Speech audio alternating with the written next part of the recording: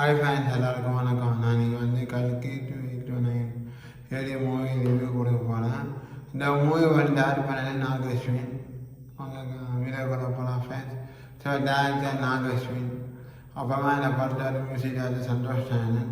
இந்த படத்தோட ஆக்டர்ஸ் தான் பார்ப்போம். Prabhas sir, Amitabh Bachchan sir, Kamal Haasan sir, Deepika Padukone, Shobana madam, Pasupathi sir,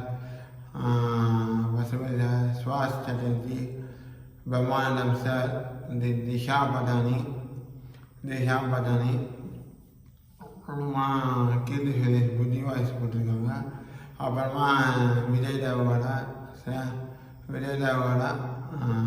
Dulquer Salmaan, Mrunal Thakur, SS Rajamouli, Santhosh நாயனன், இவங்கெல்லாம் வந்து கேமியா அப்பியரன்ஸ் பண்ணியிருக்காங்க. அவங்க கதைக்குள்ள போகலாம் ஃப்ரெண்ட்ஸ். ஸோ கதைக்குள்ளே போனோன்னே ஒரு மகாபாரத போர் வருது.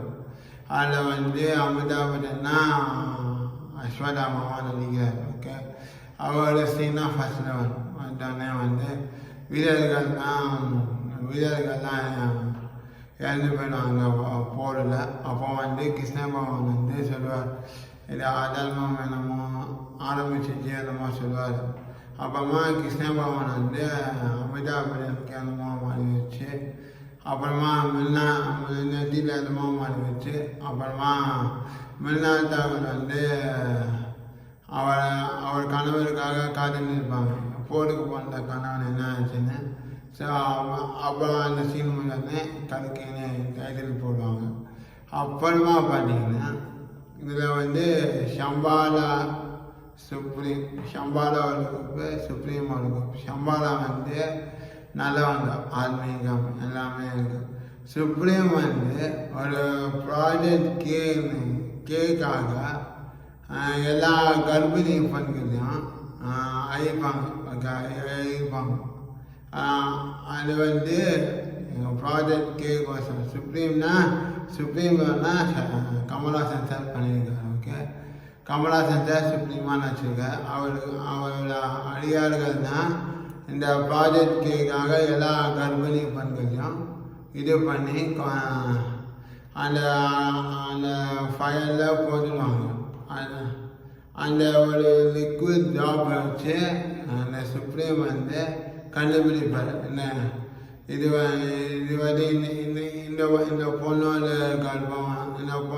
கர்ப்பத்தோட இது வந்து ப்ராஜெக்ட்கே சக்ஸஸ்ஃபுல்லாக ஆடா இல்லையான்னு சொல்லிட்டு ஆடா இல்லையா அந்த மாதிரிலாம் பண்ணுவாங்க இந்த சுப்ரீம். ஓகே, ஸோ சம்பாலா வந்து அவங்கள்டேருந்து காப்பாற்றணுன்னா அந்த சம்பாலா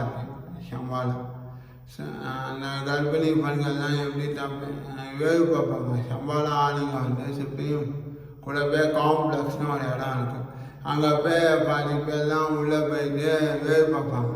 சரி, என்ன நல்லதுன்னு சொல்லிட்டு அந்த சோபனா மேடம்னா சம்பாலா மொழிகட்டாக இருப்பாங்க. அப்புறமா பசுபதி சார் அவர் கையில் இருப்பார். அப்புறம் நெக்ஸ்ட்டு வந்து பார்த்திங்கன்னா இந்த பிரபாஸ் சார் லோர் வந்து காம்ப்ளெக்ஸ் கூட போகணும், நான் எப்படியாவது சம்பாதிக்கணும். அவர் கொஞ்சம் பணம் மணிமணல் பர்சனாக லோர் வச்சுருப்பார். அவர் வந்து மெக்கானிஷியனில் இருப்பார். பிரம்மானந்தம் சார் காமெடி சூப்பராக இருக்க கொஞ்சம் அவரை பிரம்மானந்தம் சார் வந்து எப்படா பணம் தரப்போடு, எப்படா வீட்டு வாடகை தரப்போடு சொல்லிட்டு அந்த சீன் நல்லா இருக்கும். புத்தி வந்து கீர்த்தி சுரேஷ் வாய்ஸ் பேசியிருக்காங்க. காலுக்குள்ளேயே புத்தியுமாக நடக்கும் பேசுவாங்க. என்ன பண்ணுறேன் அது வந்து புத்தி வந்து பிரபாஸ்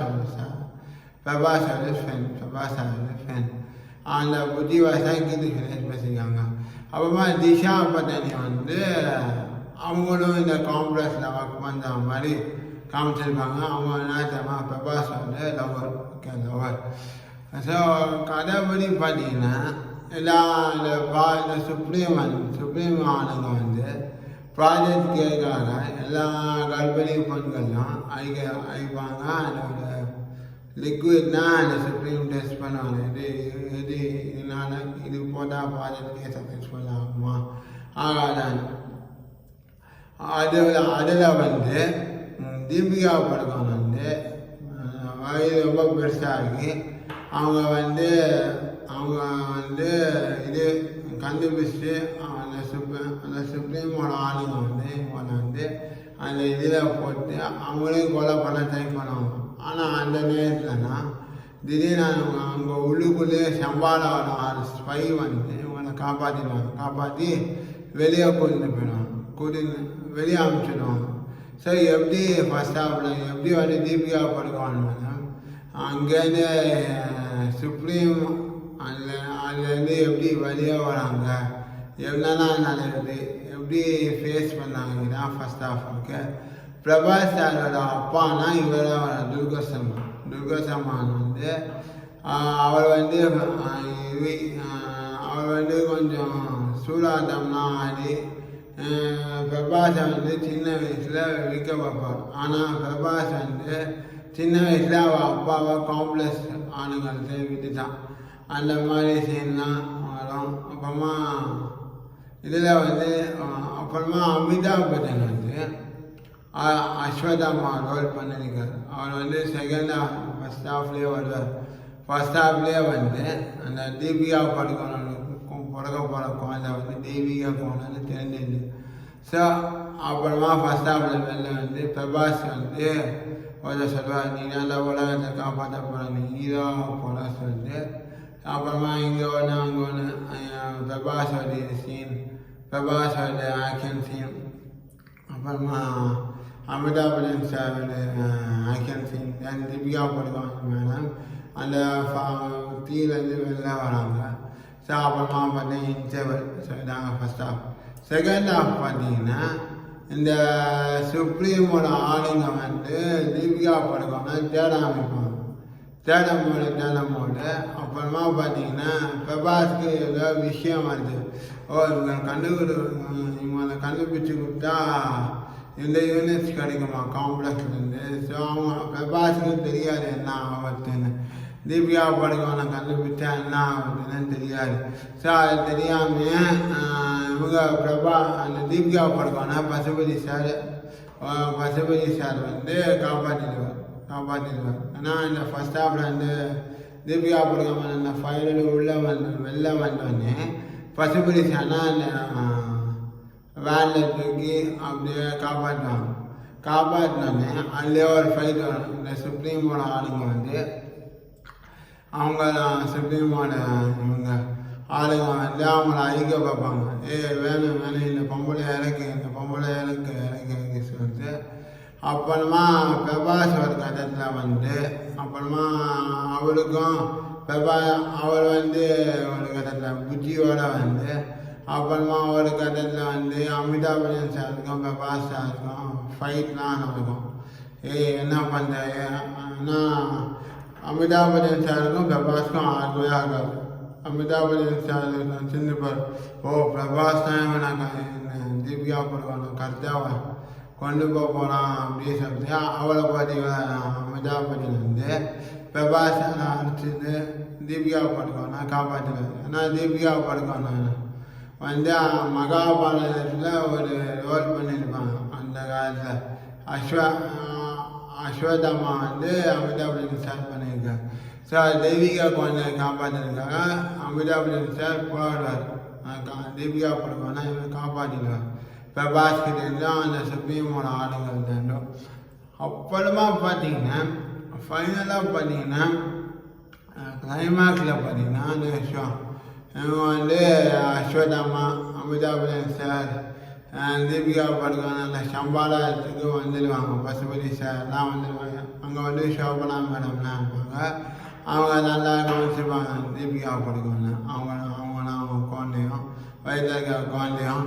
அப்புறமா பார்த்தீங்க அது தெய்வீக குழந்தைன்னு இவங்களுக்கு எல்லாம் தெரிஞ்சிச்சு. சம்பாலாக்கெல்லாம் இந்த பொண்ணோட பிறக்க பொண்ணை தெய்வீக குழந்தை சொல்லிட்டு.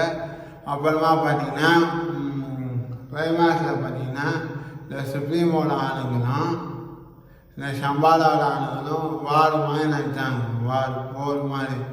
அப்போ பார்த்தீங்கன்னா பிரபாஸ் ஒரு இதில் ஃபைட் பண்ணுறாரு. ஸோ அப்போ பார்த்தா அமிதாப் பச்சன் சாருக்கும் பிரபாஸுக்கும் ஃபைட் வருது. அப்போது டிஷன் ஃபைட் வருது அமிதாப் பச்சன் சாருக்கும் பிரபாஸுக்கும். நெக்ஸ்ட்டு பார்த்தீங்கன்னா புஜ்ஜியும் ஒருத்தர். அப்போது புத்தியும் வச்சுருவாரு. அப்போ அப்புறமா இந்த சுப்ரீமோட ஆளுங்க வந்து அமிதாப் பச்சனை கட்டி போட்டுருவாங்க. ஏதோ ஒரு இதனால, ஏதோ ஒரு பவர்னால அவங்களால இது பண்ணுவாங்க.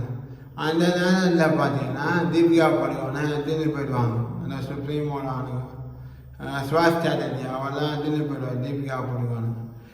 இப்போ என்னால் என்ன பண்ண முடியும்னு சொல்லிட்டு அவர் சவால் விட்டு போயிடுவாரா. அப்போ கிளைமேக்ஸில் பார்த்தீங்கன்னா பிரபாஸ் அப்படியே அவர் வந்து மயங்கிட்டு இருப்பார். அடிச்சு போட்டு அப்படியே ஏந்து வந்து இவரை எப்படியோ தீபிகா படுகோனா அந்த சுப்ரீம் வில்லன்ட்டு காப்பாற்றிடுவார். ஏதோ பவர் வந்து நான் 50 அவருக்கு பவர் வந்துடும். அப்புறமானா அஸ்வதாமா வந்து இது யோசிப்பார், ஓ இவர் தான் மகாபாரதத்தில் கர்ணன் அப்படி சொல்லிட்டு. ஸோ விஜய் தேவோட வந்து அர்ஜுனான்னு வச்சுருப்பார். ஓகே, மகாபாரதம் அர்ஜுனான்னு வச்சுருப்பாரு. அர்ஜுனா சொன்னால் கர்ணன் பிரபாசன் வச்சுருப்பார். ஸோ அஸ்வதாமாவுக்கு அப்போலாம் தெரியும், ஓ இவர் இந்த இவர் தான் கர்ணன் அப்படி சொல்லிட்டு நினைப்பார் மகாபாரதத்தில். அப்புறமா இவர் வந்து எப்படியோ அவர் அந்த பவர் மூலயமா காப்பாற்றிடுவார் தீபிகா படுகோன். அந்த சுப்ரீம் வில்லன் சுப்ரீம் கேங் அடியாளன்ட்டு தீபிகா படுகோனை காப்பாற்றிட்டு அப்புறமா நாமளே இவர் பிரபாஸ் வந்து தீபிகா படுகோனை அப்படியே எடுத்துன்னு போயிடுவார். ஸோ ஃப்ளைங் குச்சி மாதிரி அப்படியே எடுத்துன்னு போயிட்டு அடுத்த சீனில் வந்து கமல்ஹாசன் சார் வருவார். கமல்ஹாசன் சார் சொல்லுவார், ஒருத்தர் சொல்லுவார், நீங்கள் நானே வரேன் யுத்தத்துக்கு, இந்த யுத்தத்துக்கு நானே வரேன் சொல்லிட்டு பார்த்துன்னு சொல்லிட்டு கடைக்கு வர வந்துடும். ஒன்று நீங்கள் செகண்ட் ஹாஃபில் வந்து அந்த தீபிகா படுகோன் குழந்தைய தீபிகா படுகோன் வயிற்றில் வர குழந்தைய எப்படி இந்த சம்பாலா ஆளுங்க காப்பாற்றாங்க, எப்படி வந்து சுப்ரீம் ஆளுங்க கண்டுபிடிச்சி எப்படி இவங்க அந்த தீபிகா படுகோனை கடத்துறாங்களா இல்லையா, எப்படி அந்த ப்ராஜெக்டுக்கே சக்ஸஸ்ஃபுல்லாக ஆச்சா இல்லையா, இதாங்க கதை செகண்ட் ஹாஃப். ஸோ முதல்ல படம் ஓகேங்க, ப்ராஜெக்ட்க்கு ஒரு தியரி பேஸ் பண்ணி இந்த தியரியில் ப்ராஜெக்ட்க்கு பற்றி இதை பேஸ் பண்ணால் அது சக்ஸஸ்ஃபுல்லாக ஆச்சா, சுப்ரீமோட பவர் சுப்ரீமோட ஆசை நிறைவேறிச்சா இல்லையா, சம்பாலா ஆளுங்க எப்படி அந்த தீபிகா படுகோனை எப்படி காப்பாற்றினாங்க, எப்படி பிரபாஸ் வந்து எப்படி ஃபைட் பண்ணியிருக்காரு அஸ்வதாமாலேருந்து எப்படி உயிர் தப்பிச்சு வந்தார். அதாங்க கதை செகண்ட் ஹாஃப். ஸோ இதாங்க கல்கி பார்த்தோட கதை. ஸோ இது ப்ளஸ் பாயிண்ட் சொல்லணுன்னா ப்ளஸ் பாயிண்ட் நிறையா இருக்குது. ப்ளஸ் பாயிண்ட்னா கிராஃபிக்ஸ், அனிமேஷன், ஸோ விஷுவல் எஃபெக்ட்ஸ்லாம் சூப்பராக இருக்குது. ரெண்டாவது ப்ளஸ் பாயிண்ட் வந்து மியூசிக் நல்லா இருக்குது. மூணாவது வந்து கேரக்டர்ஸ் செம்மையாக இருக்குது. நாலாவது பார்த்தீங்கன்னா நல்ல ஸ்டோரியாக இருக்குது, மகாபாரதம் பேஸ் ஸ்டோரியாக இருக்குது. Even Amitabh Bachchan sir after long year நல்லா ஃபைட் பண்ணியிருக்காரு பிரபாஸ் சாரோட, நல்ல இதுவாக இருக்குது. ஸோ மைனஸ்னு பார்த்தீங்கன்னா திஷா பட்டானி ரோல் வந்து கம்மியானாங்க இருக்குது. திஷா பட்டானி அவங்க கதைக்கே தேவையில்லாத மாதிரிலாம் இருக்குது திஷா பட்டானி ரோல். நான் நெக்ஸ்ட்டு பார்த்தீங்கன்னா மைனஸ்னு பார்த்தீங்கன்னா படம் கொஞ்சம் லென்த்தியாக போடுறேன் அவெல்லாம். மற்றபடி கல்கி 2029 படம் சூப்பராக இருக்குது, எல்லாருமே பாருங்க. ஸோ இது வந்து ஒரு கதை என்னென்னா சம்பாலா ஒரு குரூப்பு, சுப்ரீம் ஒரு குரூப், இவங்க வந்து எப்படி அந்த ப்ராஜெக்டுக்கே வந்து சம்பாலா வந்து ப்ராஜெக்டுக்கே தடுப்பாங்க, சுப்ரீம் வந்து அந்த ப்ராஜெக்டுக்கே வந்து எப்படி அந்த கர்ப்பிணி பெண்கள் மூலயமா கொண்டு வருவாங்களா இல்லையா, அதான் கதை. ஓகே. ஸோ நாங்கள் கல்கி போனோம் செம்மையாக இருக்குது பார்க்குறதுக்கு, எல்லாருமே பாருங்கள். நெக்ஸ்ட் வீக் இந்தியன் 2 வருது, வெயிட்டிங் டு வாட்ச். ஸோ அதை பார்த்து தான் ரிவ்யூ கொடுங்க. இந்த வீடியோ உங்களுக்கு பிடிச்சா லைக் பண்ணுங்கள், ஷேர் பண்ணுங்கள், கமெண்ட் பண்ணுங்கள். முக்கியமாக ஸ்பீச் ஆஃப் பிராணேஷ் யூடியூப் சேனலுக்கு மறக்காமல் சப்ஸ்கிரைப் பண்ணுங்கள், பெல் பட்டனை கிளிக் பண்ணுங்கள். Fan thank you fans. So next week Indian டூவில் பார்ப்போம். படம் பார்த்தேன், இந்தியன் டூ மூவி எப்படி இருக்கு சொல்கிறேன். Thank you, bye bye. Happy Friday to morning to all of as.